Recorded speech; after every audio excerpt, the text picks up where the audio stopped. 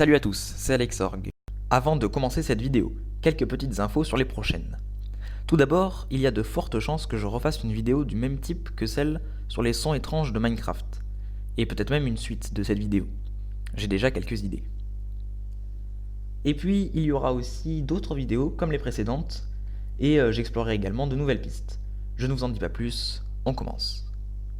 Bienvenue dans cette nouvelle vidéo dans laquelle je vais vous présenter deux accidents d'avion, deux sorties de piste, assez peu connus mais qui restent spectaculaires.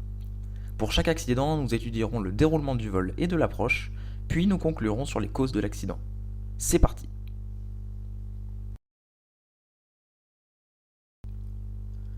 Nous sommes le 21 mars 2008. Un Boeing 737-800 de Ryanair effectue un vol en provenance de Charleroi en Belgique et à destination de Limoges. Il transporte 6 membres d'équipage et 175 passagers. À 15h01 heure locale, l'équipage écoute l'information ATIS, un message automatique d'information sur l'aérodrome. Il apprend ainsi que la piste 21 est en service, le vent vient du 280 degrés à environ 20 km/h. Pendant la descente, l'équipage aperçoit de la pluie se rapprochant de l'aérodrome. Bon, normal, on est à Limoges. Mais alors que l'avion est en longue finale à 1000 mètres d'altitude, l'avion est décalé à gauche de l'axe par un fort vent de 70 km/h environ, de travers. L'équipage est autorisé à atterrir. Le contrôleur prévient l'équipage de la présence d'un vent du nord-ouest de 30 à 40 km/h et pouvant souffler en rafale jusqu'à 60 km/h. Et les prévient aussi que la piste est mouillée. Mais ça, les pilotes l'avaient déjà remarqué. À 15h57, au moment où l'avion s'apprête à atterrir, la pluie s'intensifie encore. À cause du fort vent de travers, l'avion touche la piste à gauche de l'axe à 15h57 et 37 secondes. Les spoilers se déploient tout de suite, mais le pilote doit suspendre l'utilisation des inverseurs de poussée, servant normalement à augmenter le freinage en créant, grâce au réacteur, une poussée dans le sens inverse de la trajectoire. Car l'avion a du mal à se remettre correctement sur la piste. Je vous rappelle qu'il est à gauche de l'axe. Au bout de quelques secondes, à 15h57 minutes et 54 secondes, il ne reste que 600 mètres de piste alors que l'avion a été lancé encore à 180 km/h. L'avion sort finalement longitudinalement de la piste à 15h58 minutes et 10 secondes à une vitesse de 80 km/h environ et finit sa course plusieurs dizaines de mètres plus loin après le bout de la piste. Le commandant de bord déclenche immédiatement une évacuation d'urgence. Aucun blessé ni mort n'est à déplorer, mais 6 personnes légèrement blessées seront transportées au CHU de Limoges. Quant à l'avion, ses moteurs seront endommagés et il faudra beaucoup de travaux de terrassement pour le tracter jusqu'à la piste. Mais alors, quelles sont les causes de cet accident ? Eh bien, comme dans de nombreux accidents, c'est le cumul de plusieurs facteurs défavorables qui a abouti à cette sortie de piste.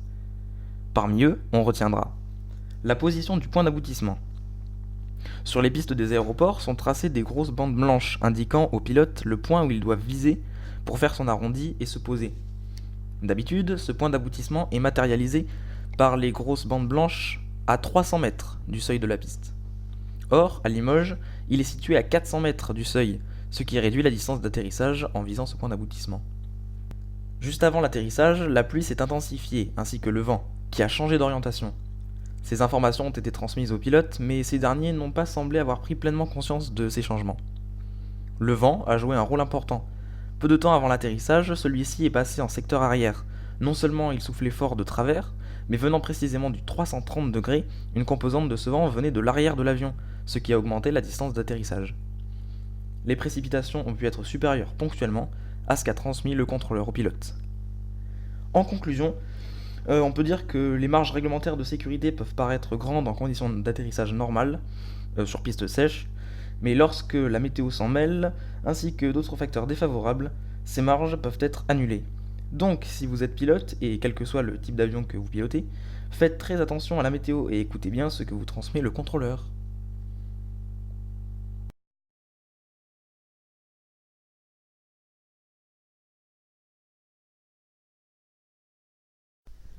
Il est temps de passer au deuxième accident. On reste pour celui-ci sur le territoire français, on part pour l'île de Saint-Barthélemy dans les Petites Antilles. Mais cette fois, on va surtout parler de l'aéroport, qui est vraiment unique, et l'accident dont je vais vous parler est une sorte d'exemple pour appuyer mon propos. Et cette fois-ci, on a une vidéo de l'accident. Je vous laisse regarder et on en parle après.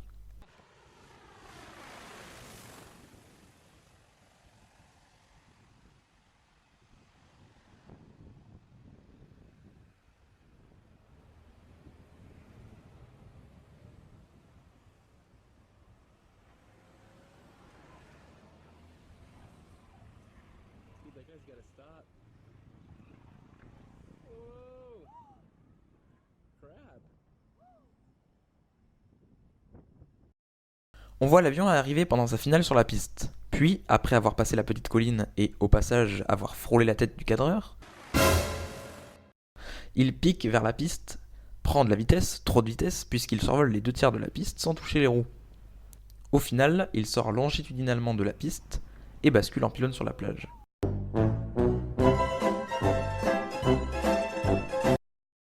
Là encore, pas de blessés graves, heureusement, mais l'avion a été fortement endommagé. Cet accident nous montre que les atterrissages sur cet aéroport sont vraiment difficiles. En effet, comme vous l'avez vu dans la vidéo, les pilotes doivent passer au-dessus d'une petite crête, puis piquer pour se poser le plus tôt possible et pour gratter le maximum de pistes. Ce qui a pour conséquence une augmentation de la vitesse de l'aéronef. Et surtout, la piste ne mesure que 650 mètres, ce qui en fait l'une des plus courtes du monde pour un aéroport commercial. Non mais 650 mètres quoi, c'est genre la distance qui restait à l'avion du crash précédent à Limoges, quelques secondes avant qu'il ne sorte de la piste, à comparer avec les 2000 mètres de piste d'un aéroport moyen. Mais bon, rassurez-vous, sur cette piste de 650 mètres, ce ne sont que les petits avions qui y sont accueillis. Tous ces paramètres font que l'aéroport de Saint-Barthélemy est positionné dans le top 10 des aéroports les plus dangereux au monde. Et figurez-vous aussi, petite info en plus, c'est gratuit, on a un autre aéroport en France, celui de Courchevel dans les Alpes, qui figure dans ce top 10. J'espère que cette vidéo vous a plu.